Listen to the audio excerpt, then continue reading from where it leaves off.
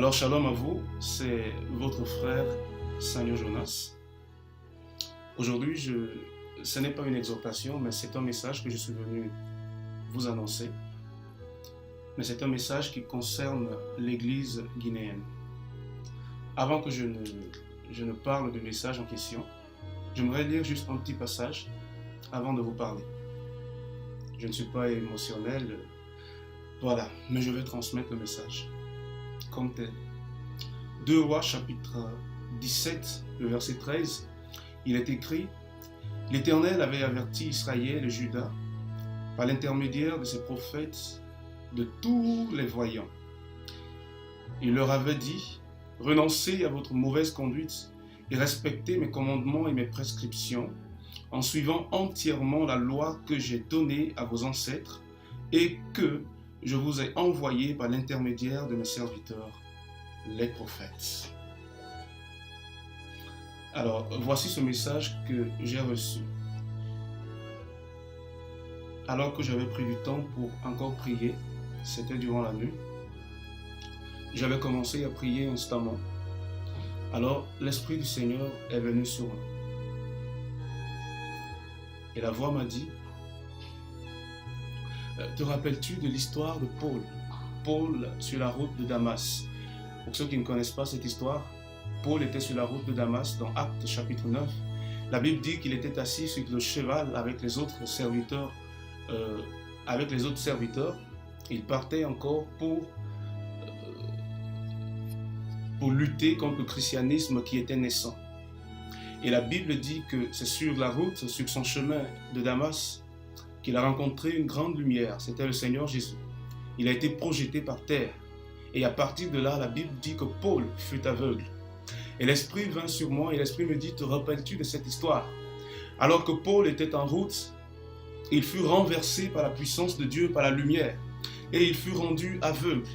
Et l'Esprit me dit que parle à mon église de la Guinée. Et spécialement aux leaders de mon église. Beaucoup se sont mis en marche et ils sont assis sur leurs chevaux, sur leur cheval. C'est le cheval de l'orgueil, c'est le cheval de la recherche de la notoriété, c'est le cheval de la recherche de l'argent, c'est le cheval de la recherche d'une autre chose qui n'est pas le but pour lequel ils ont été appelés. C'est le cheval de la dignité et de la responsabilité qu'ils ont dans leur environnement. C'est le cheval de la dignité qu'ils cherchent auprès des hommes. C'est le cheval du titre qu'ils cherchent auprès des hommes. Et il dit: le temps vient, et le temps est bien proche. Voici que le temps vient. Moi, l'Éternel, je les rencontrerai, et je les ferai renverser de leur cheval. Ainsi dit le Seigneur. Je les ferai renverser de leur cheval, et je les frapperai d'aveuglement. Ils seront aveugles à leur ancienne vision. Ils seront aveugles à leur recherche de la notoriété, du titre et de la popularité. Ils seront aveugles à leur recherche de l'argent. Ils seront aveugles à leur ancienne vision. Moi, l'Éternel, je les rencontrerai et je les renverserai de leur cheval. Dit le Seigneur: ils conduisent mon peuple, mais moi, je les rencontrerai et je les renverserai de leur cheval. Quand je leur aurai rendus aveugles, quand je leur aurai rendus aveugles, je leur donnerai une autre vision. Ce sera la vision de mon œuvre, la vision du réveil, la puissance et la gloire de Dieu. Car j'ai dit que j'ai choisi cette nation et je la relèverai par vous. Mais il faudra d'abord que je les renverse de leur cheval. Voici le message. Ce message m'a fait trembler. Je me suis vu là-dedans. À partir de ce point, j'aimerais lancer un appel à tout un chacun, que ce soit jeune ministre ou les anciens dans le ministère. Les années ne comptent pas, certainement, pour transmettre le message de Dieu. Dieu ne compte pas sur les années pour amener un réveil ou le salut des âmes dans notre pays. Dieu compte sur les cœurs disposés. Mais si la disposition de départ du cœur des appelés n'est plus la disposition actuelle, il y a un problème qui est arrivé. Des gens se sont lancés dans le ministère.